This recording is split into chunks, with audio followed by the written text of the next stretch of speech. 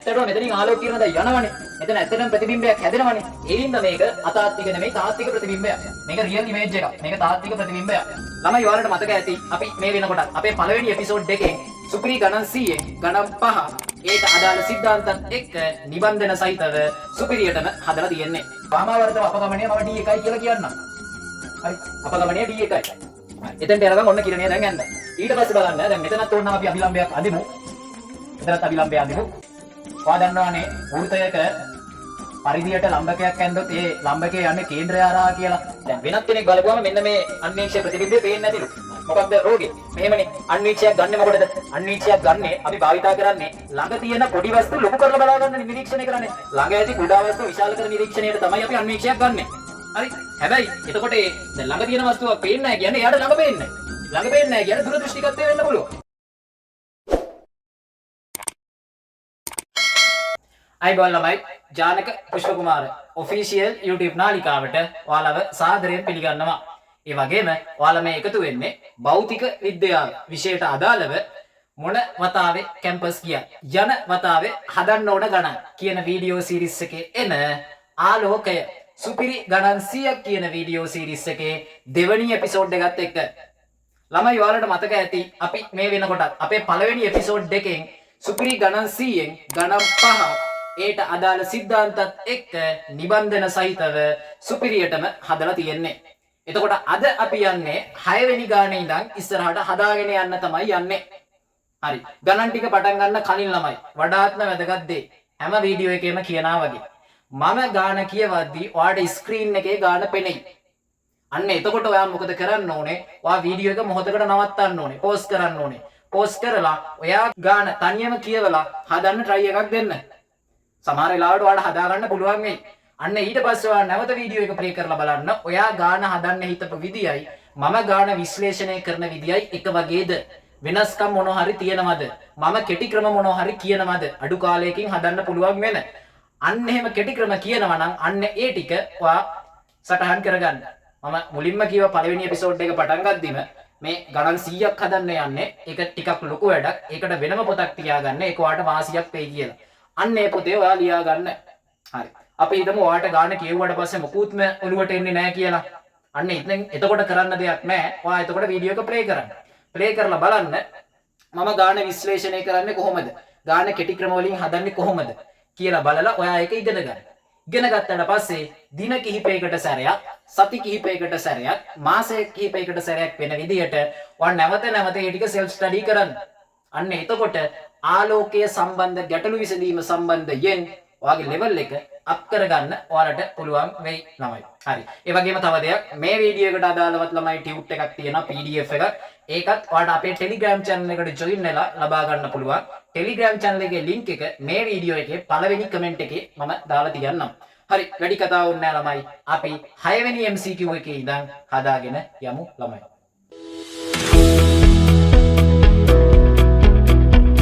හයවෙනි MCQ එක බලමු ළමයි. ජලය තුළ ඇති ගෝලීය වායු බුබුලක් මතට රූපේ දක්වා ඇති ආකාරයට ආලෝක කිරණයක් පතනය වේ. ජලයේ වර්තනාංකය 3න් 4ක්ද sin θ සමානයි 8න් 3ක්ද නම් වායු බුබුලෙන් පිට වී යන කිරණයේ මුළු අපගමනය වන්නේ කියලා අහලා තියෙනවා. හරි. අපගමනය කියන්නේ හැරුණ ප්‍රමාණයනේ. එතකොට දැන් මුළු අපගමනය කියන්නේ සම්පූර්ණ හැරිච්ච ප්‍රමාණය. හරි. මුලින්ම අපි ප්‍රශ්නාංක දාගමු. ප්‍රශ්නාංක දාගෙන මේකට ගානේ දීලා තියෙන දත්ත ටිකත් ලකුණු කරගමු මේ රූප සටහනේ. හරි. ජලය කියලා දීලා තියෙනවා. එතකොට ජලයේ වර්තනාංකය දීලා තියෙනවා කීයක්ද? 3න් 4යි කියලා. ජලයේ වර්තනාංකය 3න් 4යි කියලා දීලා තියෙනවා. ඒ වගේම මෙන්න මේ වාතය තියෙන්නේ කියලා තියෙනවා. එතකොට වතුර ඇතුලේ තියෙන වායු බුබුලක් තමයි මේ තියෙන්නේ. ඔයා දන්නවනේ වාතයේ වර්තනාංකය 1යි. එතකොට තව දීලා තියෙනවා sin θ සමානයි. හරි මම ඒක එහා පැත්තෙන් ලියන්නම් sin θ. හරි. ඔයාලට මෙතනින් ලියන්න පුළුවන් sin θ සමානයි 8න් 3ක් කියලා. හරි. ඔන්න ඔය අගයන් ටික දීලා තියෙනවා ළමයි. බලන්න.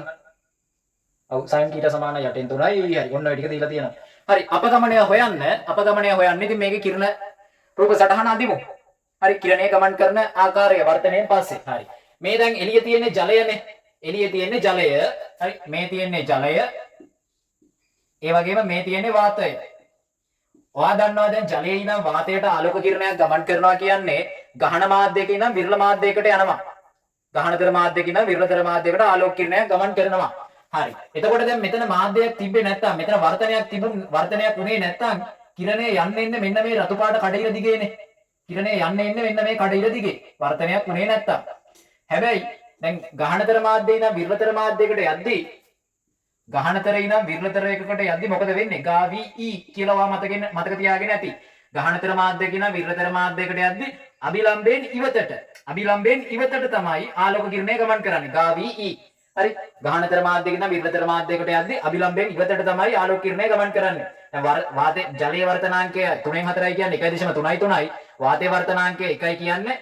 එතකොට ඒකේ අදහස තමයි වාතයට වඩා ජලයේ වර්තනාංකය වැඩිනේ. ඒ කියන්නේ හරි ඝනත්වයත් වැඩි. එතකොට විරලතර මාධ්‍යයකට වඩා ගහනතර මාධ්‍යයක වෙනස තමයි එතකොට වර්තනාංකය වැඩි එක. එතකොට දැන් ජලයේ ගහනතර මාධ්‍යයක් වෙනවා වාතයට වඩා. හරි. ඔය සරලම පොයින්ට් එකේ ඉඳන් කියන්නේ. එතකොට දැන් මොකද වෙන්නේ? ඉවතටනේ යන්නේ අභිලම්බයෙන්. කිරණේ යන්නේ කීය මේ පාරේ. හරි. හැබැයි අභිලම්බයේ තියෙන්නේ මේක. අංශක 90ක් ලම්බකයි පෘෂ්ඨයට. මාධ්‍ය වෙන් කරන පෘෂ්ඨයට. ඊට පස්සේ අභිලම්බයෙන් ඉවතට කියන්නේ දැන් කිරණේ යනවා. මෙන්න මෙහෙම. උන්න හෝම කිරණේ දැයි යනවා. හරි. එහෙම කිරණේ යද්දී ඔයාලට මෙන්න මේ පෘෂ්ඨයේ වර්තන කෝණය ලකුණු කරන්න පුළුවන්. වර්තන කෝණය ලකුණු කරන්න පුළුවන් R කියලා. උන්න වර්තන කෝණය R. අභිලම්බයයි වර්තන කිරණයයි අතර කෝණය. හරි. ඒ වගේම මෙතන පතන කෝණය ඔයාලට ලකුණු කරන්න පුළුවන්. ඔන්නම තීටා කියලා. හරි. දැන් බලන්න එතන අපගමනය. අපගමනය කියන්නේ හැරීමනේ. කිරණේ යන්න ආවේ මේ පාරේ. හැබැයි දැන් හැරිලා තියෙනවා මෙහාට. එතකොට අපගමන කෝණය මම වෙන පාටකින් ලකුණු කරොත් මෙන්න මෙහෙම කොළ පාටින් ලකුණු කරන්න වම් පැත්තට වාමාවර්තව අපගමනය මම D1 කියලා කියන්නම්. හරි. අපගමනය D1. හරි. එතෙන්ට යනකම් ඔන්න කිරණය දැන් යන්න. ඊට පස්සේ බලන්න දැන් මෙතනත් ඕනනම් අපි අභිලම්බයක් අඳිමු. එතනත් අභිලම්බය අඳිමු. ඔයා දන්නවනේ වෘතයක පරිධියට ලම්බකයක් ඇන්දොත් ඒ ලම්බකයේ යන්නේ කේන්ද්‍රය හරහා කියලා.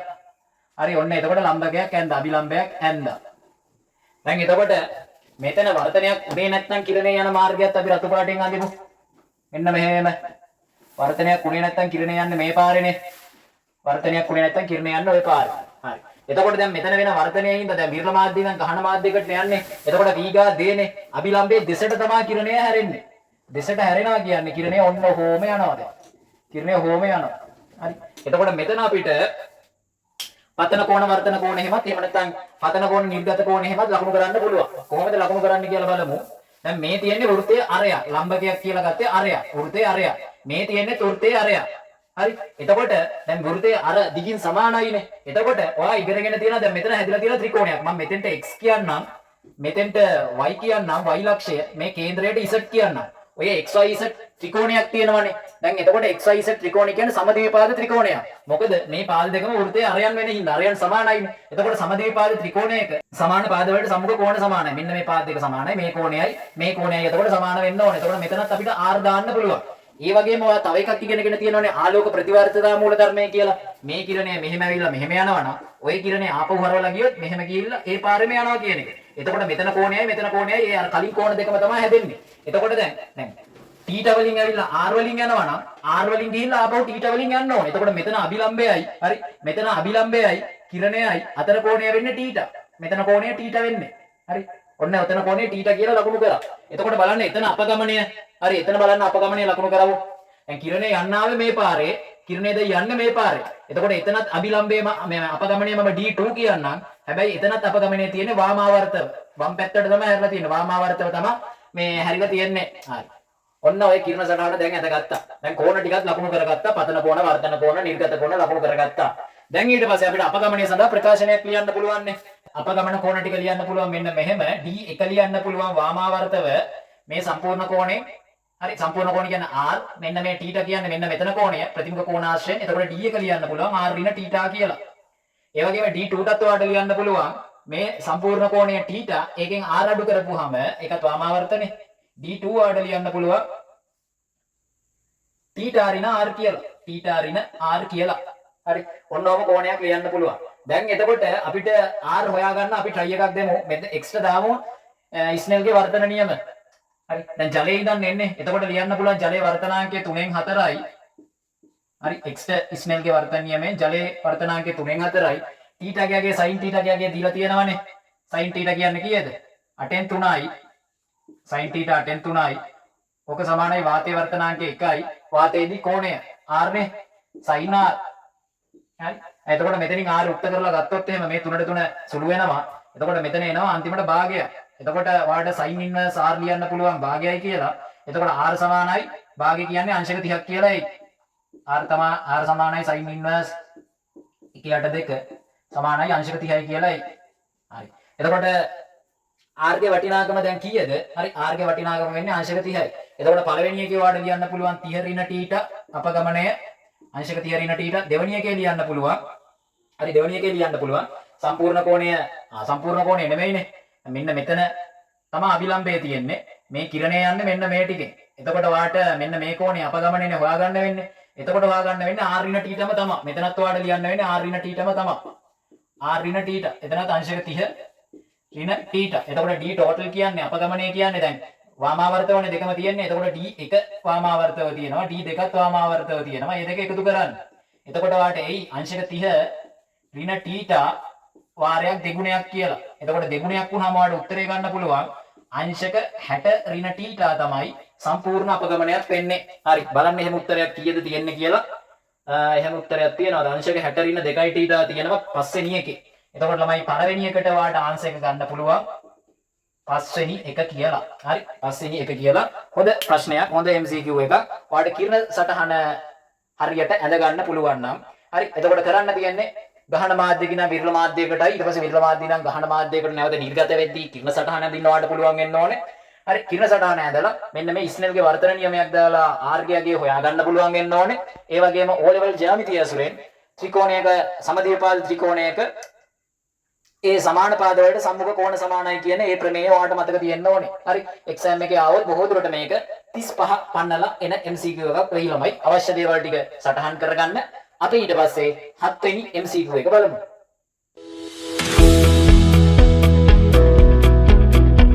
7 වෙනි MCQ එක බලමු ළමයි. සමාන නාභීය දුරවල් සහිත L1 හා L2 වන තුනී කාච දෙකක් සෙන්ටිමීටර 30ක දුරකින් එකිනෙකට සමාක්ෂව තබා ඇත. L1 කාචය මතට සමාන්තර ආලෝක කදම්බයක් යෙදුව විට එහි අවසාන ප්‍රතිබිම්බය කියලා අහලා තියෙනවා. ඔන්න උත්තර විදියට ඔය තාත්වික වන අතර ඊට පස්සේ පිහිටීම සඳහන් කරලා තියෙනවා. හරි.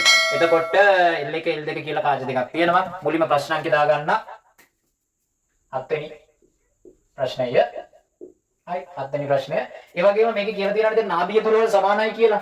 මේකේ නාභීය දුර මේ අවතල කාචයේ නාභීය දුර දීලා තියෙනවා සෙන්ටිමීටර 40ක් විදියට. එතකොට මේ L1 කියන කාචයේ නාභීය දුර සෙන්ටිමීටර 40ක් වෙන්න ඕනේනේ. දැන් බලමු හදන්නේ කොහොමද කියලා. එතකොට ළමයි සමාන්තරව ආලෝක කිරණ කදම්බයක් එනවනම් හරි උත්තර කාචයකට සමාන්තරව ආලෝක කදම්බයක් ආවොත් ඒක ගමන් කරන්නේ උත්තර කාචයේ නාභීය හරහානේ. දැන් එතකොට උත්තර කාචයේ නාභීය හරහා යන්න ඕනේ. උත්තර කාචයේ නාභීය හරහා යන්න නම් ඒ කියන්නේ සෙන්ටිමීටර 40 දී තමයි මේ කිරණ ටික එකතු වෙන්න ඕනේ. හරි අபிසරණය වෙලා අபிසාරී පොයින්ට් එක වෙන්න ඕනේ. මේ නාභීය සෙන්ටිමීටර 40කි. හැබැයි මෙතන ඉඳන් මෙතෙන්ටම තියෙනවා තව සෙන්ටිමීටර 30ක්. එතකොට මෙන්න මේ අවතල කාචයේ ඉස්සරහා හරි අවතල කාචයේ ඉස්සරහා සෙන්ටිමීටර 10ක් විතර දුරකින් තමයි දැන් නාභීය පිහිටන්නේ උත්තර කාචයේ. හරි උත්තර කාචය කියන්නේ L1 කාචයේ මම මෙතන ලියන්නම් F L1 කියලා. ඔන්නෝම තමයි පිහිටන්නේ. එතකොට මෙන්න මේ සමාන්තර වෙන ආලෝක කිරණ ටික හරි සමාන්තර වෙන ආලෝක කිරණ ටික මෙන්න මෙහෙම ගමන් කරයි. මෙතන ඉඳන් මෙන්න මේ නාභිය ඉලක්ක කරගෙන මෙන්න මේව ගමන් කරයි. මෙතන ඉඳන් කඩේරින් අඳින්නම් ඇයි බලමු මොකද එහෙම වෙන්නේ කියලා.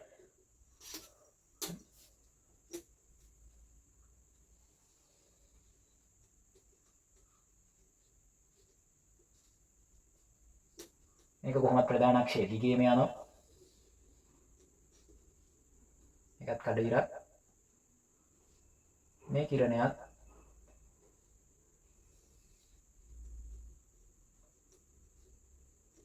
නාභිය ඉලක්ක වීගෙන යනවා. හරි. ඔන්න ඔහොම එකක් නේ වෙන්නේ. සමාන්තර ආලෝක කදම්බය දැන් අபிසාරී වෙලා තියෙනවා. අபிසාරී වෙලා උත්තල කාචයේ නාභියට එහෙම නැත්නම් L1 කාචයේ නාභිය වෙතට යනවා. එකතු වෙන්න. හැබැයි එහෙම ගියාට මේ මැද අතරමැද අවතල කාචයක් තියෙන හින්දා අවතල කාචයෙන් ওই කිරණ ටික අපසාරී කරනවා. හරි? අපසරණයක් කරනවා. එතකොට මේ අවතල කාචයට පේන්නේ මෙන්න මේ F මේ L1 කාචයේ F මත හැදෙන්න යන ප්‍රතිබිම්බය මම ඒකට I1 කියන්න. ඔන්න ඔය I1 පේන්නේ මේ L2 කාචයට වස්තුවක් විදිහට. ඇත්තටම කිව්වොත් අතාත්වික වස්තුවක් විදිහට. මොකද මෙතන ඇත්තටම වස්තුවක් නැහැනේ. රියල් නැහැනේ. වර්චුවල් නේ. ඒ හින්දා මෙන්න මේ වස්තුවකට කියන අතාත්වික වස්තුවක් කියලා. එතකොට දැන් අවතල කාචයේ ඉදිරියේ තියෙනවා අතාත්වික වස්තුවක්. ඔන්න ඔය අතාත්වික වස්තුව හින්දා දැන් අවතල කාචයේ ප්‍රතිබිම්බයක් ඇති කරනවා. ඔය ප්‍රතිබිම්බය ඇති වෙන්නේ කොහෙන්ද කියලා අපි බලමු. දැන් මෙතන L2 කාචය තියෙනවා. ඒකෙත් නාභීය දුර ලකුණු කරොත් එහෙම සෙන්ටිමීටර 40ක් නේ වෙන්නේ. හරි ඒකත් අපි ලකුණු කරමු. දැන් මම ඊට පස්සේ අවතල කාචයට දාන්න කාච සූත්‍රය. ඇත්තටම ළමයි මේකේ මේ එක පෑන් තිතක්වත් හරි පැන්සල් තිතක්වත් තියන්න ඕනේ නැහැ. කිරණ සටහන් අදින්න ඕනේ නැහැ. ඔයා එක පොයින්ට් එකක් දැනගෙන තියනවා නම් ඒකෙන්ම උත්තරේ ගන්න පුළුවන්. නමුත් මම ඒක අවසානට කියන්නම්. මුලින් බලමු. අපි ගාන හදලා අවතල කාචයට කාච සූත්‍රය දාලා ප්‍රතිබිම්බ දුර අරගෙන බලමු දැන්. හරි මම දානවා 1 යට v ඍණ 1 යට u සමානයි 1 යට f කියලා L2 කාචයට. හරි දැන් ප්‍රතිබිම්බය හැදෙන දැන් අපිට හොයාගන්න ඕනේ. ඒ හින්දා එයාට ලකුණු සම්මුති දාන්න නැතුව 1 යට v විතරක් ලියමු. දැන් බලන්න u කියන්නේ වස්තු දුරනේ. කාටද? අවතල කාචයට. දැන් වස්තු දුරම ඉන්නේ කොහේ ඉඳන් කොහාටද? කාචයේ ඉඳන් නේ සියලු දුරවල් මයින්නේ. හරි කාචයේ ඉඳන් සියලු දුරවල් මයිද්දි ඔයාට u දෙක විදියට මෙන්න මේක ලියා ගන්න වෙනවා. හරි කාචේ ඉඳන් සියලු දුරවල් මයින්නවා. ආලෝකයේ ගමන් කරන දිශාවට තියෙන්නේ. එතකොට ඔයාලට මෙතන u දාන්න වෙන්නේ. හරි u දාන්න වෙන්නේ 1 යට u2 හරි. හැබැයි මොකක්ද? ඍණ සමානයි 1 යට f වල ඍණ. දැන් ඊට පස්සේ මේකට අගයන් ආදේශ කරලා බලමු. 1 යට v නේ හොයන්න තියෙන්නේ. මෙතන ඍණයි දන්නනේ. 1 යට u2 කියන්නේ මෙන්න මේ දුරනේ. හැබැයි ඔයා දන්නවනේ නාභීය දුර උත්තර කාචය සෙන්ටිමීටර 40යි. ඒකෙන් 30ක් මෙතන තියනවා කියන්නේ u2 කියන්නේ සෙන්ටිමීටර 10යිනේ. ඒක ඔන්න ඔහම දාමු. හරි ඊට පස්සේ 1 යට f නාභීය දුර සෙන්ටිමීටර 40යි. හරි එතකොට මෙතන 40 දාන්න ඕන ඔහම. දැන් ඊට පස්සේ v ට අගයක් ගන්න. 1 යට v එනවා. මේක මෙහාට ගියපුවම ඍණ වෙනවානේ. එතකොට ඔයාලට ලියන්න පුළුවන් 40යි. මෙතන ඍණ 1යි. මේක 4ෙන් ගුණ කරපුවාම එනවා මෙතන කීයද? මෙතන දැන් මේක මෙහා පැත්තට ගියපුවම ඍණ වෙනවානේ. ඍණ වුණාම මෙතන එනවා කීයක්ද? 4ෙන් ගුණ වුණාම හරි 4ෙන් ගුණ වුණාම එනවා මේ 4ක්. එතකොට මෙතන ඔයාලට උත්තරේ ගන්න පුළුවන් වෙයි. v සමාන වෙනවා මෙතන 10යි.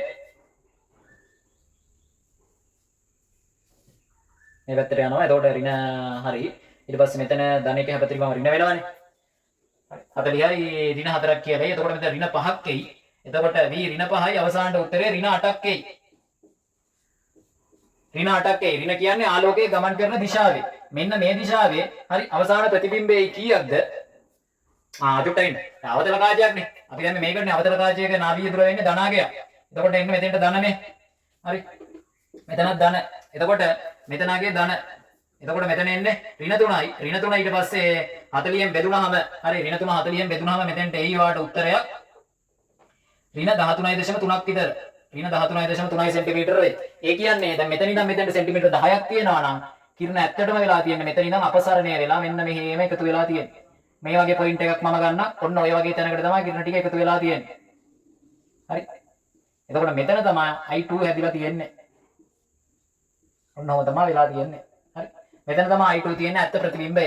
එතකොට ඒක තාත්විකද අතාත්විකද ළමයි? ඇත්තටම මෙතනින් ආලෝක කිරණ දැන් යනවනේ. මෙතන ඇත්තටම ප්‍රතිබිම්බයක් හැදෙනවනේ. ඒ හින්දා මේක අතාත්වික නෙමෙයි තාත්වික ප්‍රතිබිම්බයක්. මේක රියල් ඉමේජ් එකක්. මේක තාත්වික ප්‍රතිබිම්බයක්. හරි. තාත්වික ප්‍රතිබිම්බයක්. එහෙම උත්තරයක් තියෙන්නේ කොහෙද කියලා බලන්න. තාත්වික ප්‍රතිබිම්බයක් හැදෙන්නේ තාත්වික ප්‍රතිබිම්බ තියෙන්නේ ළමයි එකේ තියෙනවා දෙකේ තියෙනවා උත්තරවල L2 කාචයට දකුණු පසින් L2 ට දකුණු පසින් තමයි හැදෙන්නේ L1 L2 අතර නෙමෙයි. එහෙනම් අනිවාර්යයෙන්ම උත්තරේ විදියට අපිට ගන්න වෙන්නේ දෙවනි එක. හරි දෙවනි එක තමයි උත්තරේ විදියට ගන්න වෙන්නේ. හරි දැන් බලමු එක තිතක්වත් තියන්න නැතුව හදන්න වෙන පොයින්ට් එක මොකක්ද කියලා. හරි දැන් බලන්න ඔයා දන්නවනේ සරලවම අවතල කාචයක් ඉස්සරහින් වස්තුවක් තිබ්බොත් තාත්වික වස්තුවක් තිබ්බොත් එහෙම අනිවාර්යෙන් කොහෙ තිබ්බත් හැදෙන්නේ අතාත්වික ප්‍රතිබිම්බ කියලා. හරි විරල මාධ්‍යයක ගහන අවතල කාචයක් තියලා ඒක ඉස්සරහින් තාත්වික වස්තුවක් තිබ්බොත් අනිවාර්යෙන් හැදෙන්නේ අතාත්වික ප්‍රතිබිම්බයක්නේ.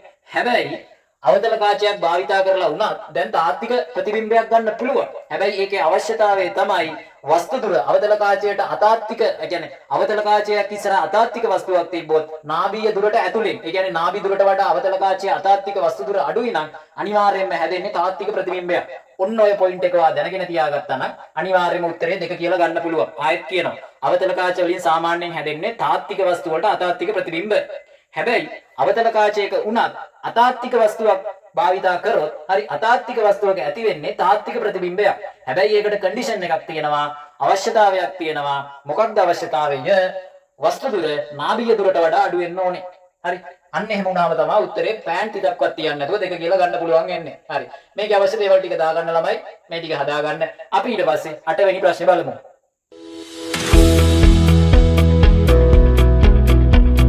8 වෙනි ප්‍රශ්නේ බලමු ළමයි. ජලය පුරවා ඇති ටැංකියක පතුලේ ඇති C බල්බයක් දෙස A සහ B පුද්ගලයන් දෙදෙනෙකු බලා සිටින අයුරු රූපයේ දැක්වේ. B පුද්ගලයා වාඩි වී සිටින අතර A පුද්ගලයා B ට පසුපසින් වූ වේදිකාවක සිටගෙන සිටී. A සහ B ට පෙනෙන බල්බයේ දෘශ්‍ය පිහිටීම සම්බන්ධව වඩාත් නිවැරදි වගන්තිය කුමක්ද කියලා අහනවා. දෘශ්‍ය පිහිටීම තමයි අහන්නේ. හරි බලන්න B ට පෙනෙන පරිදි A බල්බයේ පිහිටි B ට පෙනෙන පරිදි බල්බයේ පිහිටීම A ට පෙනෙන පිහිටීමට වඩා ඉහළින්. හරි ඔන්න ඉහළින්ද පහළින්ද ඔන්න ඔය ටිකක් දීලා තියෙනවා. මුලින්ම මම 8 වෙනි ප්‍රශ්නේ කියලා දාගෙන අපි බලමු කොහොමද කරන්නේ කියලා.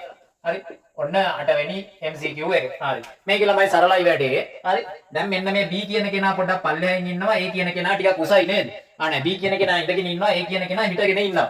හරි ඔන්නෝම පිහිටීමක් නේ තියෙන්නේ. හැබැයි දැන් දන්නවනේ ඔයා මෙන්න මෙහෙම සමීකරණයක් n වස්තු බෙදීම හරි n වස්තු බෙදීම n ඇස සමානයි සත්‍ය ගැඹුර බෙදීම දෘශ්‍ය ගැඹුර කියලා. සත්‍ය ගැඹුර බෙදීම දෘශ්‍ය ගැඹුර කියලා. ඔන්න ඔය සමීකරණය දන්නවනේ. එතකොට දැන් බලන්න මෙන්න මේ දෙන්නටම සත්‍ය ගැඹුර එකයිනේ. ඇයි එකයි කියන්නේ? එකම අගයක් කියන්නේ. මොකද සත්‍ය ගැඹුරමයි ඉන්නේ මාධ්‍ය වෙන් කරන පෘෂ්ඨයේ ඉඳන්නේ. දැන් මෙන්න මේ ටිකේම තියෙන වාතය. මෙන්න මෙතන තියෙන්නේ ජලය. එතකොට මේ දෙක වෙන් කරන මාධ්‍ය වෙන්නේ මෙන්න මේ ඉර. හරි මෙන්න මේ ලයින් එක. එතකොට මේ ලයින් එකේ ඉඳන් දෙන්නටම තියෙන සත්‍ය ගැඹුර මෙන්න මේ C කියන තැනට කාසියට තියෙන මේ කාසියන්නේ තියෙන හරි අන්න එතෙන්ට තියෙන සත්‍ය ගැඹුර හරි දෙන්නටම එකම අගයක්. සත්‍ය ගැඹුර දෙන්නටම එකම අගයක්. එතකොට n වස්තු කියන්නේ වස්තුවේ තියෙන මාධ්‍ය වර්තනාංක. එහෙම නැත්නම් උතෙන්ට n පතන කියලා කියන්නත් පුළුවන්. මෙතනින් ආලෝකය යන්නේ. එතකොට මාධ්‍ය තියෙන්නේ වතුරේ. එතකොට මේ දෙන්නටම ඒ අගයත් එකම අගයක්. ඒ වගේම n ඇස. ඇස කියන්නේ ඇස තියෙන මාධ්‍ය වර්තනාංකය. එතකොට ඇස තියෙන්නේ වාතයනේ. එතකොට වාතයේ වර්තනාංකයත් එකම අගයක්. එතකොට අනිවාර්යයෙන්ම දැන් මේ සමීකරණයට අනුව දෘශ්‍ය ගැඹුරත් එකම අගයක් වෙන්න ඕනේ. දෘශ්‍ය ගැඹුර එකම අගයක් වෙන්න නම් දෘශ්‍ය ගැඹුරමයි ඉන්නේ තමයි මාධ්‍ය වෙන් කරන පෘෂ්ඨයේ ඉඳන්නේ. දෘශ්‍ය ගැඹුරත් එතකොට වෙන්න ඕනේ එකම අගයක්. එහෙමනම් අනිවාර්යයෙන්ම දෘශ්‍ය පිහිටීමත් එකම අගයක් වෙන්න ඕනේ. එතකොට A ටයි B ටයි පේන්නේ හරි B හිටගෙන B ඉඳගෙන හිටියත් A හිටගෙන හිටියත් පේන්නේ එකම තැන තමයි ඔය C කාසිය තියෙන විදිහ. හරි C ගේ පිහිටීම එකම තැන තමයි පේන්නේ. එහෙම උත්තරයක් කොහෙද තියෙන්නේ? A සහ B දෙදෙනාගේ දෘශ්‍ය පිහිටීම එකම වේ. හරි උත්තරය එතකොට 3ට ගන්න වෙන්නේ මේ 8 වෙනි එකට ගන්න වෙන්නේ 3 කියලා.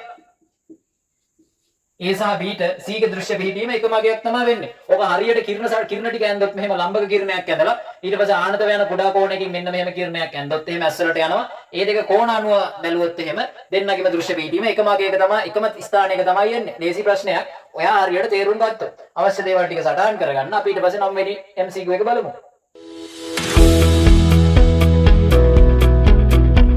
9 වෙනි MCQ එක බලමු ළමයි. නාභීය දුර සෙන්ටිමීටර 12ක් වන තල උත්තර තුමී කාචයක තල මුහුණත මත රසදිය ආලේප කර ඇත. කාචයේ ප්‍රධාන අක්ෂය මත කාචයට ඉදිරියෙන් කාචයේ සිට සෙන්ටිමීටර 18ක් දුරින් තබා ඇති ලක්ෂීය ඕ වස්තුවේ අවසාන ප්‍රතිබිම්බය හැදෙන්නේ කොහෙද කියලා අහලා තියෙනවා. හරි බලමු කොහොමද කරන්නේ කියලා. මේකත් හොඳ MCQ එකක්. හරි බලන්න 9 වෙනි එකනේ Q 9 කියලා මම දාන්න. හරි එතකොට මෙතන රසදිය ආලේප කරලා තියෙනවා. දැන් බලන්න මෙතන වෙන දේ තේරුම් ගන්න බලන්න මුලින්ම. හරි මුලින්ම දැන් තල උත්තර කාචයක F සහ 2F අතර නාභිය සහ නාභිය වගේ දෙගුණයක් දුරින් අතර O කියලා ලක්ෂීය වස්තුවක් තියෙනවා. එතකොට අනිවාර්යයෙන්ම මෙතන මේ ලක්ෂීය වස්තුවෙන් ආලෝක කිරණ ඇවිල්ලා හරි ආලෝක කිරණ ඇවිල්ලා උත්තර කාචයෙන් වර්ධනය වෙලා මෙන්න මේ පැත්තේ කිසියම් තැනක ප්‍රතිබිම්බය හැදෙන්න බෑ. හැබැයි එහෙම වර්ධනය වෙලා ප්‍රතිබිම්බය හැදෙන්නේදී මොකද වෙන්නේ ළමයි?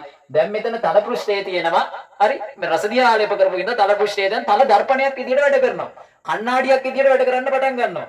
එතකොට දැන් මෙයා වර්ධනය වෙලා මේ පැත්තේ ප්‍රතිබිම්බය හදන්නේදී තල දර්පණය දකින්නවා ඒක. එතකොට මොකද වෙන්නේ? තල දර්පණයෙන් ආලෝකය පරාවර්තනය කරනවා.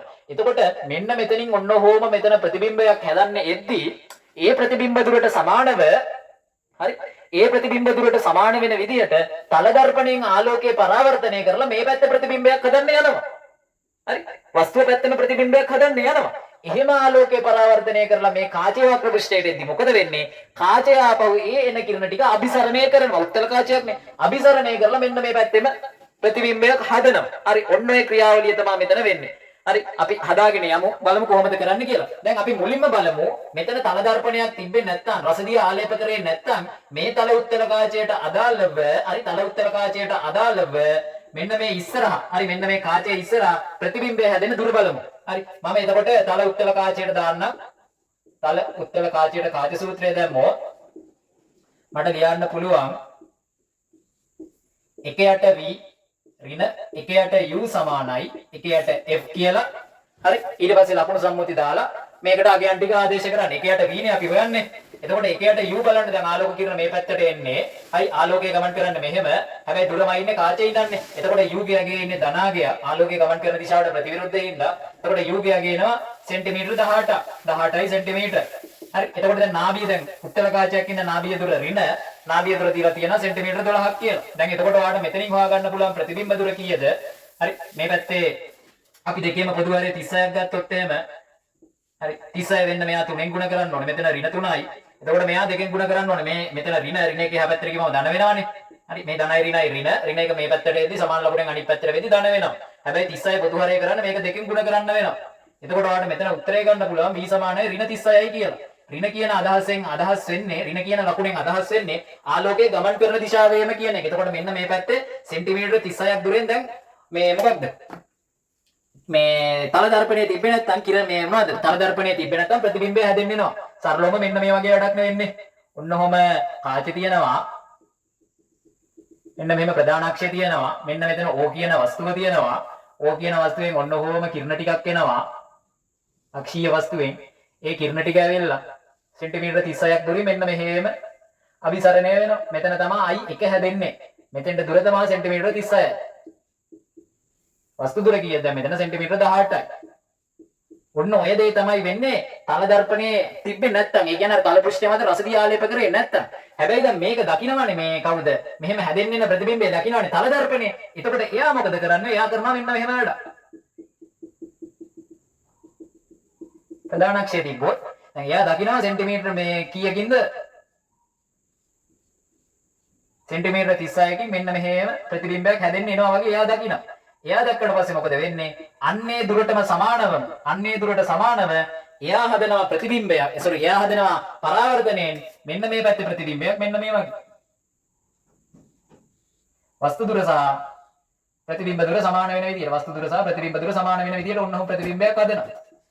ඒකට මම I2 කියන්නම්. ඒකට I2 කියන්නම්. හරි. අන්න ඒ දුරත් කීයද? සෙන්ටිමීටර 36. හරි. හැබැයි දැන් ඔන්න ඔහම ප්‍රතිබිම්බය හදද්දි තල දර්පණය මොකද වෙන්නේ? තල දර්පණය දැන් මෙහෙම වර්ධනය මේ පරාවර්තනය වෙලා එන කිරණ ටිකට ආපහු මෙතන කාචි හම්බ වෙනවනේ. ඒ කාචෙන් ආපහු වර්ධනය වෙලා හැදෙනවා. හරි. ඒ කාචෙන් ආපහු වර්ධනය වෙලා හැදෙනවා. ඒකේ ප්‍රතිබිම්බය අපි බලමු ඒක කොහොමද හැදෙන්නේ කියලා. දැන් රතු පාට කිරණයෙන් මම අදින්නම්. රතු පාට කිරණේ එන්නේ මෙහෙමනේ. දැන් කාචයට ඔන්න ඔහමනේ එන්නේ. මේ දිශාවට එන්නේ. හැබැයි දැන් කාචයෙන් තව ටිකක් අභිසරණය කරලා මෙන්න මේ හරිය හදනවා. ඔන්න ඔය I3 හැදෙනවනේ දැන්. තුන්වෙනි ප්‍රතිබිම්බය. ඕක තමයි අවසාන ප්‍රතිබිම්බය. ඔන්න ඕක පිහිටීම තමයි දැන් ප්‍රශ්නේ අහලා තියෙන්නේ. මෙතෙන්ට තියෙනවා සෙන්ටිමීටර 36ක්. මෙයගේම මේක I2 නේ. හරි. I3 ගේ පිහිටීම තමයි අපි හොයාගන්න ඕනේ. ඉතින් I3 ගේ පිහිටීම හොයාගන්න මේ තල උත්තර කාචයට ආපහු කාච සූත්‍රය දාන්න. එතකොට 1 v ඍණ 1 u සමානයි 1 f නේ. හරි. 1 v ගියාගෙන දැන් v ගියාගෙන හොයන්න තියෙන්නේ. හැබැයි දැන් බලන්න වස්තු දුර මයින්නේ වස්තු දුර තියෙන්නේ ආලෝකයේ ගමන් කරන දිශාවෙමනේ. වස්තු දුරත් මයින්නේ කාචේ ඉඳන්නේ මයින්නේ. එතකොට අනිවාර්යෙන් u ගියාගේ ඍණ වෙනවා. u ගියාගේ කීයද? දැන් වස්තු දුර සෙන්ටිමීටර 36යි. ඒ කියන්නේ උත්තල කාචයට දැන් මේ I2 ප්‍රතිබිම්බය අතාත්තික වස්තුවක් වෙනවා. දැන් මෙතන අගේ ඍණ 36ක් එනවා. ඊට පස්සේ මේ නාභිය දුර කීයද එන්නේ? ඍණ 12ක් එනවා. ඔන්න ඔබ සුළු කරලා ගත්තාම ඔයාට එයි. හරි මෙන්න මේ මෙතන ධනාගයක් එනවා. ධනාගේ එහා පැත්තට යනවා. එහා පැත්තට ගිහම 1 v ගියාගේ එයි. පොදු හරය 36 විදියට ගත්තොත් පොදු හරය 36 විදියට ගත්තොත් මෙයාගේ එනවා ඍණ 3ක්. ඒ වගේම මෙතන එනවා. මෙතන ඍණ 1 ධන එහා පැත්තට ගිහම ඍණ වෙනවනේ. ඍණ වුණාම මෙතන එනවා ඍණ 1. එතකොට v ගියාගේ වාට එයි ඍණ 9 සෙන්ටිමීටර කියලා.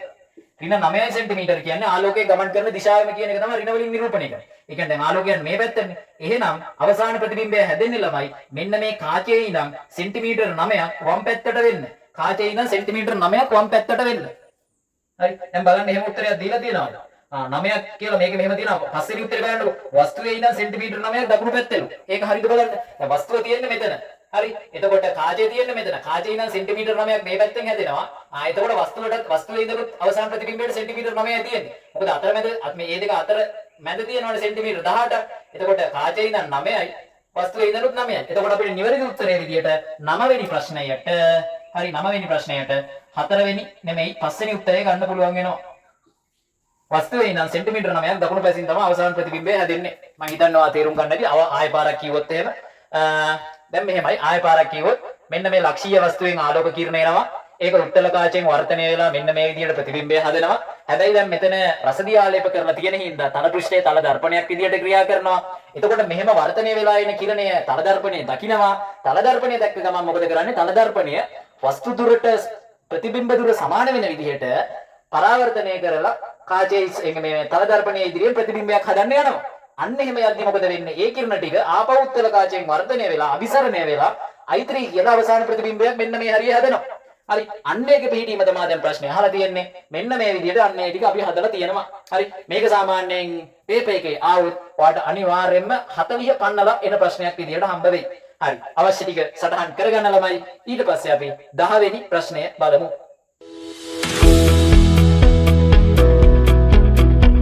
10 වෙනි ප්‍රශ්නේ බලමු ළමයි. ඔන්න රචනා ප්‍රශ්නයක් තියෙනවා. හරි. බලමු. වෛද්‍ය රසායනාගාරයක් තුල රුධිරය පරීක්ෂා කිරීම සඳහා භාවිතා වන සංයුක්ත අන්වීක්ෂයේ විශාලන බලය 5000ක් හා ලක්ෂයක් අතර වේලු. හරි. විශාලන බලය 5000 ගුණයක් සහ ලක්ෂ ගුණයක් අතර වේලු. එම අන්වීක්ෂ වල වස්තුව ආලෝකමත් කිරීමට දර්පණ හෝ විදුලි බුබුලක් යොදා ගනී.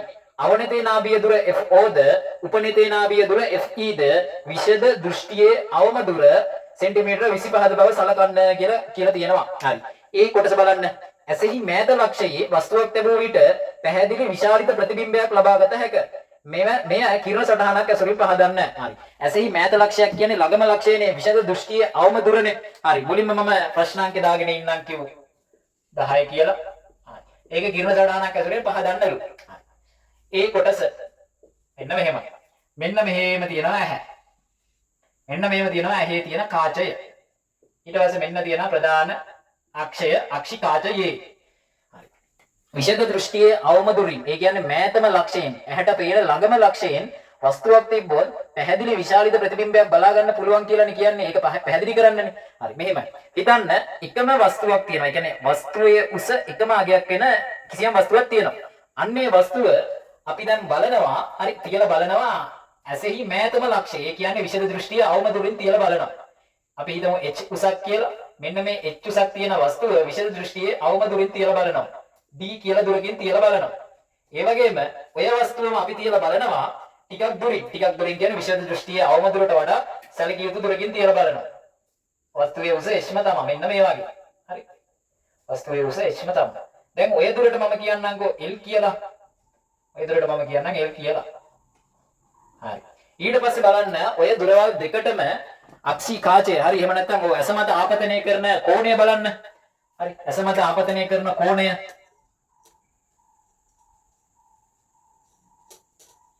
මම මේක මෙන්න මෙහෙම නිරූපණය කරන්න. ඇස මත ආපතනය කරන කෝණය. ඊට පස්සේ වස්තුව විෂද දෘෂ්ටියේ අවම දුරින් තියේදී ඇස මත ආපතනය කරන කෝණය මම ඇල්ෆා කියලා දාන්නම්. ඒ වගේම වස්තුව හරි වස්තුව විෂද දෘෂ්ටියේ අවම දුරට වඩා ගොඩාක් දුරින් තියේදී ඇස මත ආපතනය කරන කෝණය අපි බලමු. ඒකට අදාළ කිරණ සටහන මෙහෙම අදින්න පුළුවන්.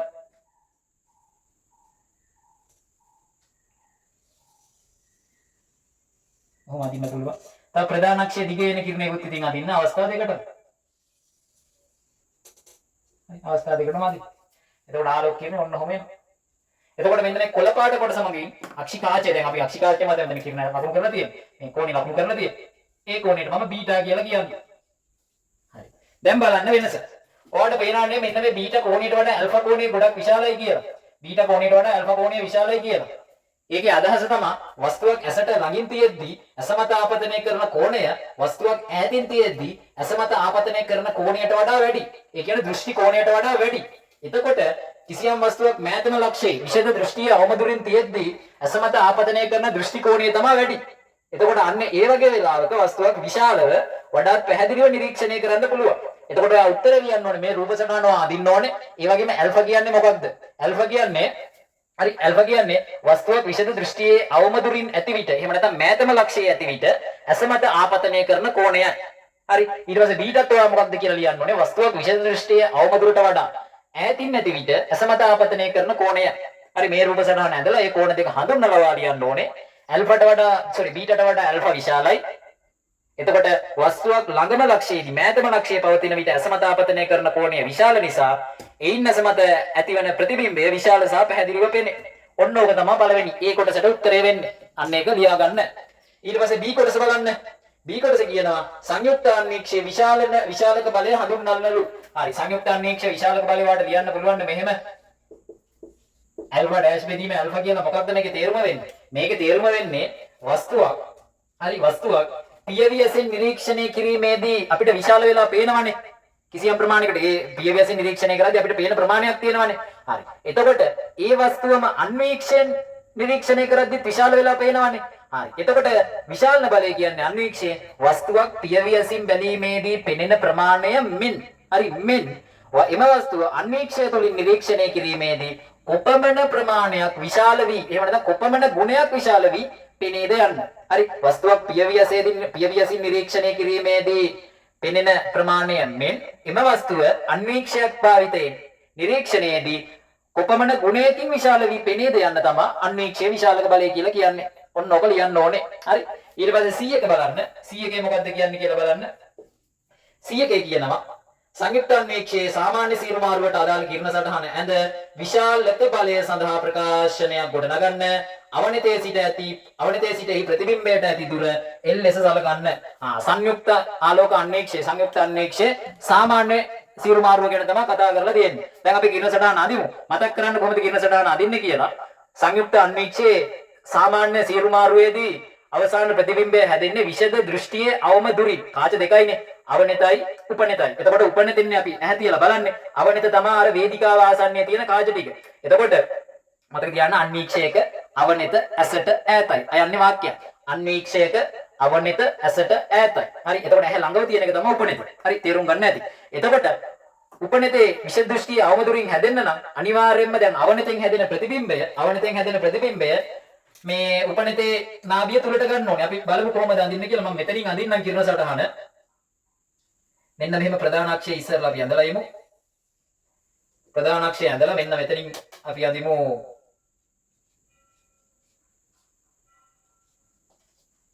අවනිත් කාචයේ ඔබ්ජෙක්ටිව් ලෙන්ස් එක F4 කියමු. හරි. ඒකේ අවනිත ඉස්සරහින් වස්තුවක් තියලා තියෙනවා. අවනිතේ නාභියයි F0යි දෙකයි F0යි අතර. ඔන්නම වස්තුවක් තියෙනවා. වස්තුව අපි රතු පාටින් ගමු. මෙන්න මෙහෙම වස්තුවක් තියලා තියෙනවා. ඊට පස්සේ ඔන්න ඔය වස්තුවේ ඉඳලා දැන් ආලෝක කිරණ ගමන් කරනවා.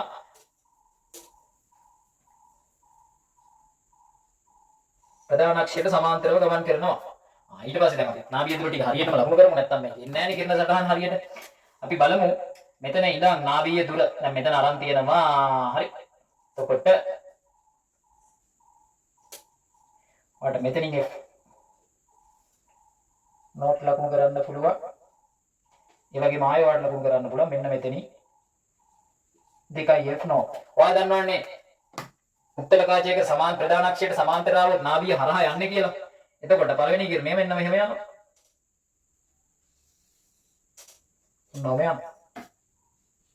ප්‍රකාශ කේන්ද්‍රය හරහා යන කිරණය වර්ධනයක් වෙන්නේ නැතුව ඒකත් එහෙමම යනවා මෙන්න මේ වගේ.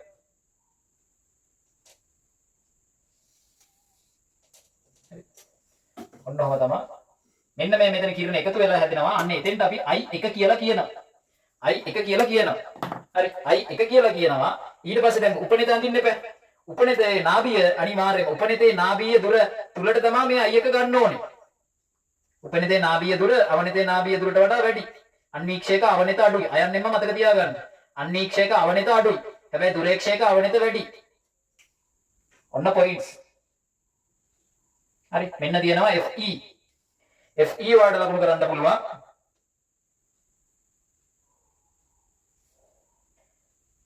මෙතන මම FE කියලා ලියන්නම් මෙන්න මෙහෙම. ඒ දුරම ගන්නවා අනිත් පැත්තට.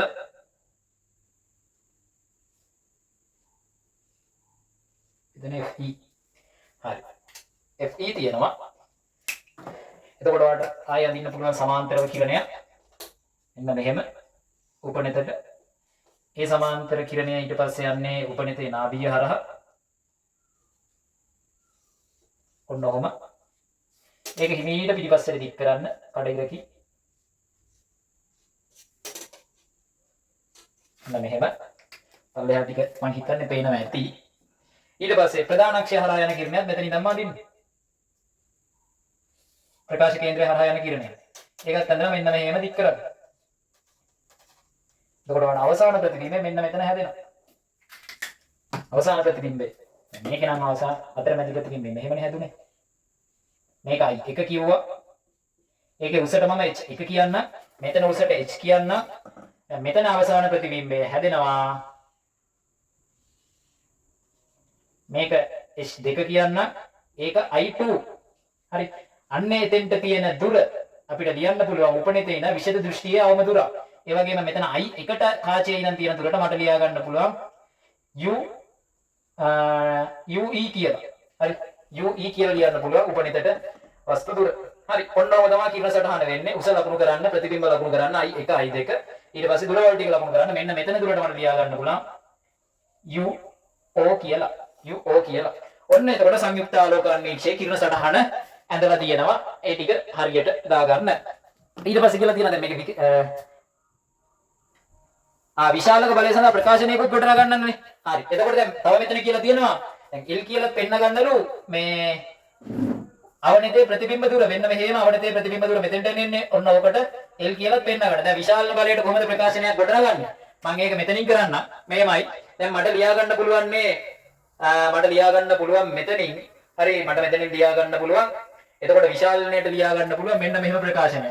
විශාලණය සමානයි ප්‍රතිබිම්බ දුර බෙදීම ප්‍රතිබිම්බයේ උස බෙදීම වස්තුවේ උස. ප්‍රතිබිම්බයේ උස බෙදීම වස්තුවේ උස. දැන් අවසාන ප්‍රතිබිම්බයේ h2 නේ. එතකොට මට ලියා ගන්න පුළුවන් h2 බෙදීම h කියලා.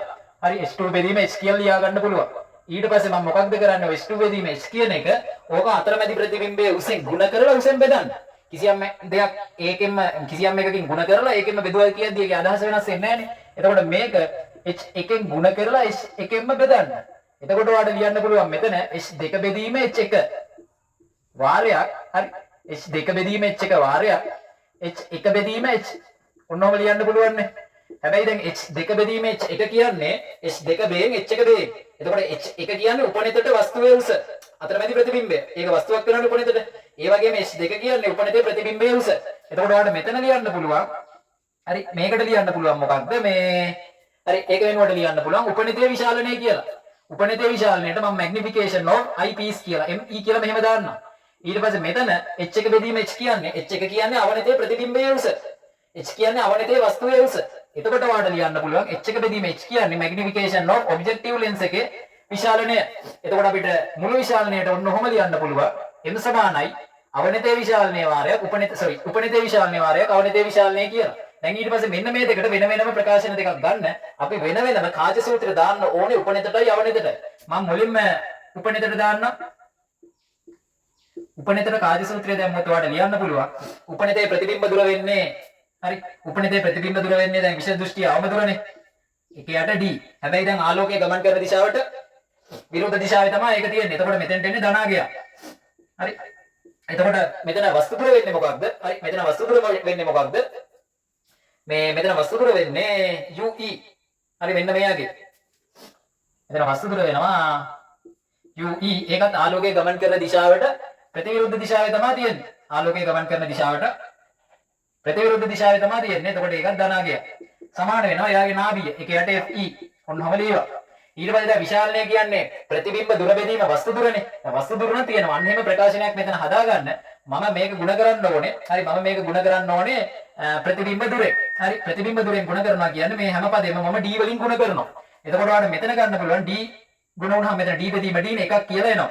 මෙතකොට මෙතන එනවා d බෙදීම ue කියලා. ඔන්න ඔහොම එකක් එනවා. ධනයි ඍණයි ඍණ ඉඳ ඍණ. එතකොට මෙතන එනවා d බෙදීම හරි උත්කල කාචයේ නාභිය දුර ඍණනේ. එන්න මෙතන fe එනවා. හරි fe ඍණ ඔන්න ඔහොම එකක් එනවා. හැබැයි දැන් මේ තියෙන්නේ මොකක්ද? මේ තියෙන්නේ මේ අපි දැන් උපනිතනේ. උපනිතේ විශාලනේ. එතකොට ඔයාලට ලියා ගන්න පුළුවන් උපනිතේ විශාලනය සමාන වෙනවා. හරි මේක එහා පැත්තට ගිහිල්ලා එහා පැත්තක මේ පැත්තට ගෙනවා. එතකොට ඔයාලට ලියන්න පුළුවන් d බෙදීම fe ධන 1 කියලා උපනිතේ විශාලනයට ඔයාලට ප්‍රකාශනයක් මෙතනින් ගන්න පුළුවන්. ඔය වගේම අවනිතට දැම්මොත් එහෙම ඔය වගේම අවනිතට දැම්මොත් හරි ඔය වගේම අවනිතට දැම්මොත් එහෙම මොකද කරන්නේ? ඔයා දාන්න අවනිතට ප්‍රතිබිම්බ දුර වෙන්නේ L නේ. හැබැයි ආලෝකයේ ගමන් කරන දිශාවනේ. එහෙනම් ඔයාලට ලියන්න පුළුවන් 1 යට L හැබැයි ආලෝකයේ ගමන් කරන දිශාවේ ඉඳ ඍණ. ඒ වගේම මෙතන 1 යට U නේ. 1 යට U කියන්නේ වස්තු දුරනේ. වස්තු දුර කියන්නේ මෙතන මොකක්ද? මෙන්න මේක U. UO කියලා ලියමු. ඊට පස්සේ එයාගේ නාභිය දුර වෙන්නේ FO. FO හැබැයි ඒක ඍණ. දැන් U කියන්නේ මෙතන දාන. එතකොට දැන් මේක ප්‍රතිබිම්බ දුරෙන් ගුණ කරන්න. විශාලණයට සම්බන්ධතාවය මෙතනින් හදාගන්න. එතකොට මෙතන එනවා ඍණ 1යි. හරි මෙතන ධනයි ඍණයි L බෙදීම U නෝට් එනවා. L බෙදීම U නෝට් කියන්නේ අවනිතේ විශාලණය. මේවා තියරි වලට කරලා ඇති. ඊට පස්සේ L බෙදීම මෙතන F නෝට් ඍණාගයක් එනවා. දැන් මෙයා එතකොට වාට ලියන්න පුළුවන් MO සමාන වෙනවා. හරි MO සමාන වෙනවා. MO සමාන වෙනවා. මෙතන ඍණ එක එහා පැත්තට ගිහින් එහා පැත්තක මෙහාට ගෙනාවුවම L බෙදීම F නෝට් ගෙන් එකක් අඩු කරන්න. ඔන්න වෙනවා M නෝට් ප්‍රකාශනය. දැන් ඊට පස්සේ අපිට ලියන්න පුළුවන් එම නිසා මුළු විශාලනය සමානයි. ME කියන්නේ කොහොමද? මෙන්න මේක D බෙදීම FE ධන එක වාරයක්. ඒ වගේම M නෝට් කියන්නේ මෙන්න මේක L බෙදීම F නෝට් වාරයක් ඍණ 1. ඔන්න ඔය ප්‍රකාශනය එනවා. ඔන්න සංයුක්ත ආලෝකාන්වීක්ෂයේ මුළු විශාලනය සඳහා ප්‍රකාශනයක් ගොඩනැගුවා. හරි මුළු විශාලනය සඳහා ප්‍රකාශනයක් ගොඩනැගුවා. හරි ඊට පස්සේ ඔන්න දැන් C කොටස ඉවරයි. බලන්න D කොටස මොකක්ද කියලා තියෙන්නේ කියලා. D කොටස කියලා තියෙනවා L ගේ අගයක් දීලා තියෙනවා 20.2ලු. අන්වීක්ෂයේ සාමාන්‍ය සීරු මාරුවට අදාළ විශාලනය හොයන්නලු. අවනිතයි උපනිතයි නාභිය දුරක් දීලා තියෙනවා මිලිමීටර 2යිලු සෙන්ටිමීටර 2.5ලු. හරි අවනිතේ උපනිතේ උපනිත වැඩි. හරි අන්වීක්ෂයේ අවනිත අඩුයි කියන්නේ. ඒතකොට විශාලනය අපි හොයමු මෙන්න මෙතනින්. D කියන එක මම මෙතන දාලා ඔයාලට විශාලනය ලියන්න පුළුවන්. මෙන්න මේ ප්‍රකාශනයට ආදේශ කරලා උත්තරේ ගන්න. ඉහත ප්‍රකාශනයෙන් කියලා ලියන්න. C ගේ හොයාගත්ත ප්‍රකාශනය. ඉහත ප්‍රකාශනය එන්නේ. කියලා ඔයාලට ලියන්න පුළුවන් M සමානයි. දැන් විෂය දෘෂ්ටිය අවම දුර සෙන්ටිමීටර් අපි මෙතන මිලිමීටර වලින් ආදේශ කරලා කරමු. මිලිමීටර උත්තරයක් අවසානට එයි. මොකද මෙතන අර මිලිමීටර වගේ දීලා තියෙනවානේ. මේ අවනිතේ නාභිය දුර විදියට D කියන්නේ මෙතන සෙන්ටිමීටර 25යිනේ. ඒ 25 මම 250යි කියලා ලියන්න. ඒ වගේම FE දීලා තියෙනවානේ. ඔගේ කීයද? 2.5 සෙන්ටිමීටර 2.5 සෙන්ටිමීටර එක වාට ලියා ගන්න පුළුවන් මිලිමීටර 25ක් කියලා. මෙතන මිලිමීටර 25යි. ඊට පස්සේ ඒකට එකතු කරනවා 1ක්. ඔන්න ඕක වටාව. හරි ඊට පස්සේ L කියන්නේ දැන් මෙතන දීලා තියෙනවා 20.2 සෙන්ටිමීටර. මිලිමීටර කරන්න ඕක 202ක් කරන්න. 202 බෙදන්න FO විදියට දීලා තියෙනවා මිලිමීටර 2ක්. හරි ඊට පස්සේ එකක් අඩු කරලා ඔන්න ඔය ටික සුළු කරලා ගන්න. දැන් බලන්න මෙතෙන්ද සුළුනාම 25යි මෙතන 10යි. මෙතනින් 11ක් එනවා. 11 ගුණ කිරීම. මෙතන 101ක් එනවා. 101කින් එකක් අඩු කරපුවම 100ක් එනවා. එතකොට මුළු විශාලනය එනවා වාට 1100ක්. හරි දැන් එතකොට මෙන්න මේ අන්වීක්ෂයේ සාමාන්‍ය සීරු මාර්ගයේ විශාලනය එනවා 1100ක්. හරි ඔන්න 1100ක් ආවා. හරි ඔන්න එතකොට දැන් D එකත් ඉවරයි ළමයි. අපි E එක බලමු. හරි E එක බලමු. E එකේ පළවෙනි එක බලන්න. B නම් වෙනත් නිරීක්ෂකයෙකු උපනිතෙන් බැලුව විට ඉහත සීරු මාරුවට අදාළ ප්‍රතිබිම්බය නොපෙනෙන බව පෙනුනේ. ඔහුට ඇති රෝගය කුමක්ද කියලා අහනවා. දැන් වෙනත් කෙනෙක් බලපුවම මෙන්න මේ අන්වීක්ෂය ප්‍රතිබිම්බය පේන්නේ නැතිලු. මොකක්ද රෝගේ? මෙහෙමනේ අන්වීක්ෂයක් ගන්නෙ මොකටද? අන්වීක්ෂයක් ගන්නෙ අපි භාවිතා කරන්නේ ළඟ තියෙන පොඩි වස්තු ලොකු කරලා බලා ගන්න නිරීක්ෂණය කරන්නේ. ළඟ ඇති කුඩා වස්තු විශාල කර නිරීක්ෂණයට තමයි අපි අන්වීක්ෂයක් ගන්නෙ. හරි. හැබැයි එතකොට දැන් ළඟ තියෙන වස්තුවක් පේන්නේ නැහැ කියන්නේ එයාට ළඟ පේන්නේ නැහැ. ළඟ පේන්නේ නැහැ කියන්නේ දුරදෘෂ්ටිකත්වය වෙන්න පුළුවන්. හරි දුර පේනවා ළඟ පේන්නේ නැහැ. එතකොට එයාට තියෙන ලෙඩේ තමයි දුරදෘෂ්ටිකත්වය. හරි ඔන්න උත්තරේ. එහෙම තමයි තර්ක කරලා ගන්න වෙන්නේ. ඊට පස්සේ දෙවෙනි එක හදන්න කලින් හරි දෙවෙනි එක හදන්න කලින් මම බෝඩ් එකේ මේ පැත්ත ක්ලියර් කරගන්නම්. හරි මොකද ඊට මදි හින්දා ඊට පස්සේ අපි දෙවෙනි කොටස බලමු. අවශ්‍ය දේවල් ටිකක් තියෙනවා නම් ආ වීඩියෝ එක පෝස්ට් කරලා ලියා ගන්න. ඊවල දෙවෙනි එක නිවැරදිව නිරීක්ෂණයට උපනෙත 175 බෙදීම 81 ගුණ කිරීම 11 සෙන්ටිමීටර් වලින් සෙන්ටිමීටර් චලිත කළ යුතුය. රෝගියාගේ අවිදුර ලක්ෂයට ඇති දුර සොයන්නලු. අවිදුර ලක්ෂයට ඒ කියන්නේ රෝගියාගේ දැන් මේ පේන්නේ නැහැ කිව්වනේ මේ කන්ඩිෂන් එයාට බලපුවම අන්නේ එයාට තියෙන අවිදුර ලක්ෂය දුර. ඒ කියන්නේ විෂද දෘෂ්ටිය අවම දුර හොයන්නලු. දැන් එයාගේ විෂද දෘෂ්ටිය අවම දුර අනිවාර්යෙන් සෙන්ටිමීටර 25ට වඩා වැඩි වෙන්න ඕනේ. දැන් සෙන්ටිමීටර 25ක් තිබ්බ කෙනෙකුට තමයි මෙන්න මේ මොකක්ද මේ ප්‍රතිබිම්බේ පෙවුනේ උපනිතේ. හැබැයි දැන් එයාට පේන්නේ නැහැ කියන්නේ අන්න දැන් එයාගේ අවිදුර ලක්ෂයට ඇති දුර හොයන්නලු. කොහොමද හොයන්නේ කියලා බලමු. හරි. එතකොට දැන් එයාට අලුත් ප්‍රතිබිම්බ දුරක් හොයන්න බෑ. මොකද ප්‍රතිබිම්බේ හදාගත්තේ විශේෂ දෘෂ්ටිය අවම දුරින්නේ. එතකොට එයාට අලුත් ප්‍රතිබිම්බ දුරක් හොයන්න ඕනේ. උපනිතේ මුකුත් වෙනස් කරන්නේ නැහැ. එතකොට නාභිය දුර උපනිතේ එහෙම්මමයි. එතකොට එයාට අලුත් ප්‍රතිබිම්බ දුරක් හොයන්න ඕනේ කියන්නේ අර කාච සූත්‍රයේ. එතකොට අලුත් වස්තු දුරකුත් හොයාගන්න බෑ. අලුත් වස්තු දුරකුත් හොයාගන්න ඕනේ. අලුත් වස්තු දුරක් හොයාගන්න නම් මෙන්න මේ අවනිතෙන් හැදෙන ප්‍රතිබිම්බය ගන්න උපනිත තල්ලු කරන්න ඕනේ. දැන් තල්ලු කරන ප්‍රමාණයක් දීලා තියෙනවා. දැන් කලින් දැන් තල්ලු කරන ප්‍රමාණයක් උපනිත දීලා තියෙනවා. අලුත් වස්තු දුරකුත් හදා ගන්න ඕනේ. එතකොට අපිට පරණ වස්තු දුර දන්නවනම් පරණ වස්තු දුර කියන්නේ අර නිරෝගී කෙනාට පෙවුනාට පස්සේ උපනිතට වස්තු දුර උනේ අවනිතෙන් ඇවිල්ලා ප්‍රතිබිම්බය හැදෙන තැන ඉඳන් තියෙන දුරනේ. අන්නේ ඒ දුර හොයාගන්න පුළුවන් නම් අපිට තල්ලු කරපු දුරක් දැන් කාචේ තල්ලු කරපු දුරක් දීලා තියෙන හින්දා අලුත් වස්තු දුර හොයාගන්න පුළුවන්නේ. අලුත් වස්තු දුර හොයාගත්තා නම් අපිට අලුත් ප්‍රතිබිම්බ දුර හොයාගන්න ඕනේ. පුළුවන්. ඒකට අපි මුලින්ම කරන්න ඕනේ මෙන්න මේ වස්තු දුර හොයාගන්න ඕනේ. වස්තු දුර හොයාගන්න ඔයා උපනිතට දාන්න කාච සූත්‍රය. හරි. එතකොට E2 මෙතන ලියන්න පුළුවන්. උපනිතට කාච සූත්‍රය දාන්න. උපනිතට දාලා ඔයා U හොයාගන්න. 1යට V ඍණ 1යට U සමානයි 1යට 1. හොඳ ප්‍රශ්නයක්. හරි. මේ ඇස සම්බන්ධයෙන් ඇවිල්ලා තියෙන ඇස සහ ප්‍රකාශ උපකරණ සම්බන්ධයෙන් අහලා තියෙනවා. එතකොට 1යට V දැන් කීයද? මෙයාගේ ප්‍රතිබිම්බ දුර කොහෙද හැදුනේ? දැන් විෂ දෘෂ්ටිය අවම දුරින්නේ. දැන් නිරෝගී කෙනාට කලින් හැදුනේ.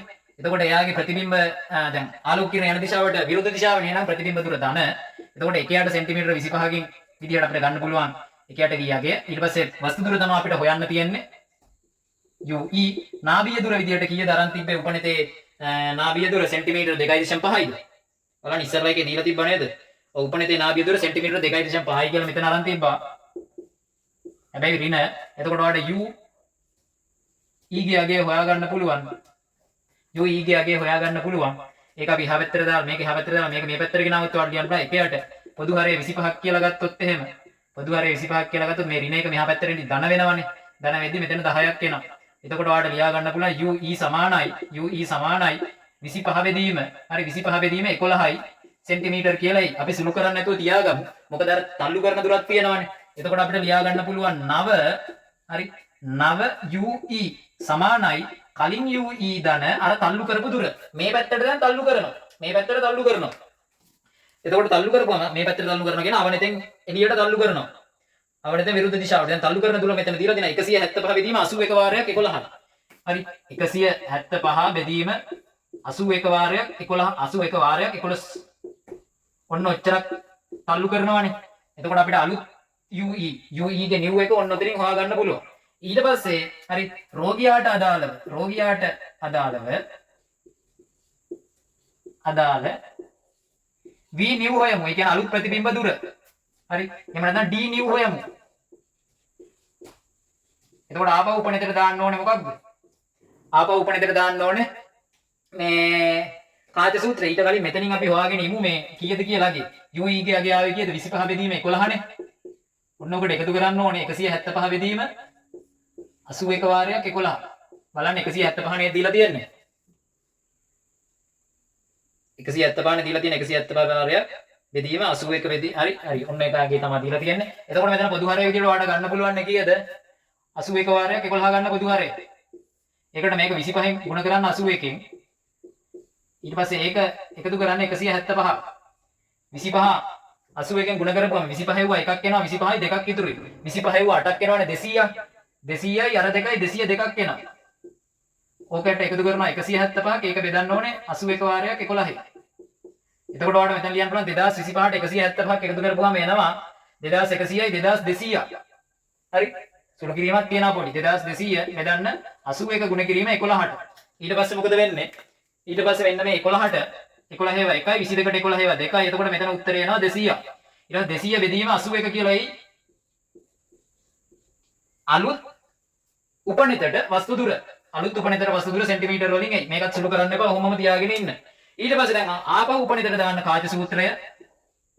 උපනිතට ආපහු දාන්න කාච සූත්‍රය. එතකොට 1යට V අගය හොයන්න තියෙන්නේ. එතකොට U ගේ අගය වෙන්නේ මෙතන ධනාගයක් නේ ගන්න වෙන්නේ. ආලෝකය ගමන් කරන දිශාවට විරුද්ධ දිශාවෙන් ඉඳන්. එතකොට මෙතන ඔයාලට ලියන්න පුළුවන් 200 බෙදීම 81 සෙන්ටිමීටර් ධන. ඒ වගේම දැන් උපනිතේ නාභිය දුර විදියට සෙන්ටිමීටර් 2.5 ගන්න. ඊට පස්සේ ඔන්න ඔතනින් 1යට V ට අගයක් හොයලා ගන්න. එතකොට මේ ඍණ එක මෙතන ධන ඍණ එහා පැත්තට යනවනේ. එතකොට එහා පැත්තට ගිහම ඔයාලට ලියන්න පුළුවන් 200න් 81 ධන ඍණ මෙතන 2.5 එක ඔන්න ඔහොම එකක් එනවනේ. හරි. එතකොට 2.5 200යි පොදු හරය කීයද? 2.5 200යි පොදු හරය විදියට ඔයාලට 200ම ගන්න පුළුවන් නේ. 200ම අරගෙන ඔයාලට ලියන්න පුළුවන්. මෙතන ධන 81 වාරයක් ඍණ 2.5 200න් වෙන්නේ කීයෙන්ද ගුණ කරන්න ඕන? 40න් ගුණ කරොත් නම් 100ක් එනවා. 80න් ගුණ කරොත් නම් හරිනේ. එතකොට මේක 80න් ගුණ කරපුවම ඔන්න ඔහොම එනවා. එතකොට ඔයාලට වීගයගේ එයි මෙතන කීයක්ද? වීගයගේ එයි හරි ධන 200ක්. වීගයගේ එයි සෙන්ටිමීටර් 200ක්. ධන 200ක් කියන්නේ ආලෝකයේ ගමන් කරන දිශාවට විරුද්ධ දිශාවෙනේ. ඒ කියන්නේ මෙන්න මේ පැත්තේ තමයි හැදෙන්නේ. හරි කාච දෙක මේ උපනෙතට වම් පැත්තේ වගේ තමයි හැදෙන්නේ සෙන්ටිමීටර් 200ක්. අන්න බලන්න දැන් එයාට පේන ළඟම ලක්ෂ්‍ය සෙන්ටිමීටර් 200යි. අර ලෙඩක් තිබ්බ කෙනාට පේන ළඟම ලක්ෂ්‍ය සෙන්ටිමීටර් 200යි. මොන හරි පැටලුණා නම් ආපහු වීඩියෝ එක පෝස්ට් කරලා බලන්න මේ කොටස ඔයාලට හොඳටම තේරෙයි. මේ පොයින්ට්ස් ටික මම තර්කානුකූලව පැහැදිලි කරා. හරි දැන් එයාට පේන ළඟම ලක්ෂ්‍ය වෙන්නේ සෙන්ටිමීටර් 200යි. හරි එතකොට ඔන්න උත්තරේ හරි E2ට. ඊට පස්සේ E3 බලන්න. ඉහත රෝගියා අන්වීක්ෂය අසාමාන්‍ය සීරුමාරුව ලබා ගැනීමට උපනෙත චලිත කරයි. දැන් උපනෙතයි අවනෙත අතර දුර සොයන්න කියලා තියෙනවා. හරි දැන් මොකද කරන්නේ? අන්වීක්ෂයක සාමාන්‍ය සීරුමාරුවේදී අවසාන ප්‍රතිබිම්බය හැදෙන්නේ හරිද විශේෂ දෘෂ්ටියේ අවම දුරින්. හැබැයි අන්වීක්ෂයක අසාමාන්‍ය සීරුමාරුවේදී අවසාන ප්‍රතිබිම්බය හැදෙන්නේ අනන්තයේ. අනන්තයේ අවසාන ප්‍රතිබිම්බය හැදෙන්න නම් ලබයි මේ හැදෙන අතරමැදි ප්‍රතිබිම්බය. එහෙම නැත්නම් මෙන්න මේ වස්තුවට අදාළව අවනතෙන් හැදෙන ප්‍රතිබිම්බය උපනෙතේ නාභිය මතට ගන්න ඕනේ. උපනෙතේ නාභිය මතට ගන්න ඕනේ. එතකොට උපනෙතේ නාභිය මතට ගත්තාම කාච අතර දුර වෙන්නේ අවනතේ ප්‍රතිබිම්බ දුරයි උපනෙතේ නාභිය දුරයි. ඔන්න ඔය දෙකේ එකතුව තමයි කාච අතර දුර වෙන්නේ. හරි කාච අතර දුර වෙන්නේ. එතකොට ඔයාලට මෙතන ලියා ගන්න පුළුවන් එම නිසා කාච අතර දුර එම නිසා FO නෙමෙයි. එම නිසා අවනත සහ උපනත අතර දුර කාච අතර දුර කියලාම ලියමුකෝ. එම නිසා කාච අතර දුර සමාන වෙනවා L FE. L ගියගේ දීලා තිබ්බ නේද 20.2 සෙන්ටිමීටර් කියලා. හරි E ගියගේ දීලා තිබ්බ නේද 2.5 සෙන්ටිමීටර් කියලා. ඔය දෙක එකතු කරපුවම කීයක් දෙන්නේ? එතකොට 22.7 සෙන්ටිමීටර් කියලා එයි කාච අතර පරතරය. ඔන්න ඉවරයි ළමයි ගන්න. ඔන්න ඉවරයි ළමයි ප්‍රශ්නේ. හරි මෙන්න එතකොට ඔන්න 10 වෙනි රචනා ප්‍රශ්නයත් හැදුවා. හොඳ ප්‍රශ්නයක්. හොඳ තර්කානුකූල ප්‍රශ්නයක්. සරල තියරි වලින් පටන්ගෙන අවසාන ගැඹුරට යනකම් ගියා. හරි ප්‍රකාශ උපකරණයි SI සම්බන්ධ හොඳ ප්‍රශ්නයක්.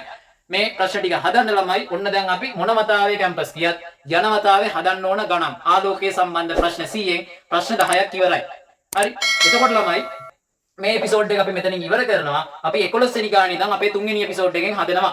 හරි ඔයා මේ වීඩියෝ එකේ මොනවා හරි දෙයක් ඉගෙන ගත්තා නම් අලුත් පොයින්ට්ස් ඉගෙන ගත්තා නම් ගණන් අමාරු ටිකක් හැදුවා නම් වීඩියෝ එක හොඳයි නම් ලයික් එකක් දාන්න. ඒ වගේම කමෙන්ට් එකකුත් දාන්න. ඒ වගේම ඔයාලගේ යාළුවන්ට මේ වීඩියෝ එක ෂෙයා කරන්න. හරි ඒ වගේම අපේ channel එක subscribe කරලා තියාගන්න. bell notification එක on කරන්න. YouTube app එකේ මේ notifications ටිකත් on කරන්න. මොකද මේ channel එකෙන් අපි උගන්වන්නේ A level chemistry සහ physics වලට අදාළ study videos තමයි අපි ගේන්න බලාපොරොත්තු වෙන්නේ. ඒ වගේම live උගන්වන්නත් බලාපොරොත්තු තියෙනවා. class වල videos එකක් දාන්න බලාපොරොත්තු වෙමින් ඉන්නවා. ඒ හින්දා ඔයා මේ channel එක subscribe කරලා තියාගන්න. අපි ඊට පස්සේ ඊළඟ episode එකෙන් හම්බ වෙමු ළමයි. ආයිබෝවන්.